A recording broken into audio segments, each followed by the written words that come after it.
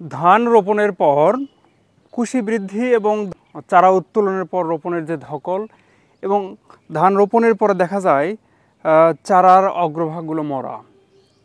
আসসালামু আলাইকুম সম্মানিত দর্শক শ্রোতা কৃষক ভাইরা, আমি মোহাম্মদ আতিকুর রহমান, উপসহকারী কৃষি কর্মকর্তা, রানীনগর, নওগাঁ। যে মাঠে এসেছি, এই মাঠে সবেমাত্র ধান রোপণ করা হয়েছে 1 সপ্তাহ বা 10 দিন আগে। আর এখন এবার বৃষ্টির মৌসুম, বৃষ্টি বেশি হচ্ছে। বৃষ্টি বেশি হওয়ার কারণে ধান সচরাচর একটু লম্বা বা উচ্চতায় বেশি হয়ে থাকে, কুশি কম হয়। এই কুশি বৃদ্ধি এবং ধান রোপণের যে ধকল, পাশাপাশি ধানের যে আগামরা প্রতিরোধে করণীয় তথ্যপাত্র নিয়ে আজকের ভিডিওতে শেয়ার করব। হয়তো আপনাদের ধান রোপণের পর এই প্রয়োজনীয় তথ্যটুকু কাজে আসতে পারে ইনশাল্লাহ। আমরা রোপণের পর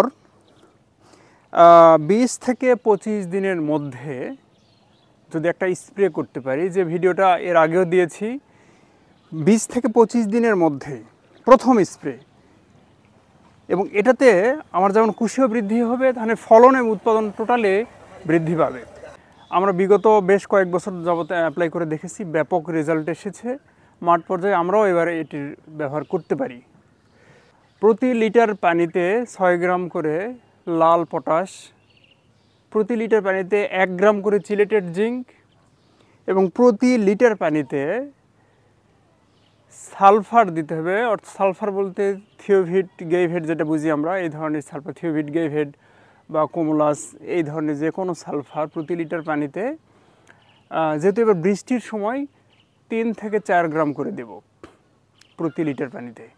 দিয়ে কম্বিনেশন করে আমরা যদি স্প্রে করতে পারি, তাহলে ধানের কুশির সংখ্যা বৃদ্ধি হবে, ধানের যে পাতা মরা বা আগা মরা, কিংবা চারা লাগানোর পর যে প্রাথমিকভাবে যে বিএলবি বা পাতা পোড়া, এটা প্রতিরোধ হবে, পাশাপাশি ধানের উৎপাদন এবং ফলন বেড়ে যাবে।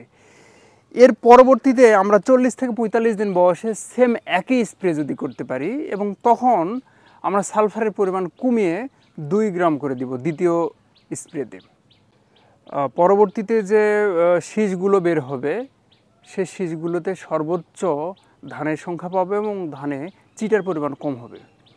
আমি আবারও বলছি, এই স্প্রেটা হবে 20 থেকে 25 দিন বয়সে একবার এবং 40 থেকে 45 দিন বয়সে একবার। স্প্রেতে আমি উপকরণগুলো আবার স্মরণ করে দিচ্ছি। প্রতি লিটার পানিতে 6 গ্রাম করে পটাশ, লাল পটাশ সার, 1 গ্রাম করে চিলেটেড জিঙ্ক, এবং প্রথম স্প্রেতে সালফার 3 থেকে 4 গ্রাম এবং দ্বিতীয় স্প্রেতে সালফার দিব 2 গ্রাম করে। এই কম্বিনেশন স্প্রে যদি করতে পারি, তাহলে ব্যাপক ফলন, কুশি সর্বোচ্চ পাবো, ফলন উৎপাদন বেশি পাবো, পাশাপাশি ধানের চিটার পরিমাণ কমে আসবে। যেখানে সচরাচর 10 থেকে 15% চিটা থাকে, সেখানে আমরা চিটার ভাগ আরও কমিয়ে নিয়ে মানে দানা পুষ্ট সংখ্যা বেশি পাবো। এই সকল তথ্যপত্র আমরা যদি ব্যবহার করতে পারি, সকল কৃষক ভাইদের কাজে আসবে ইনশাল্লাহ। ধন্যবাদ সকল কৃষক ভাইদেরকে। আসসালামু আলাইকুম।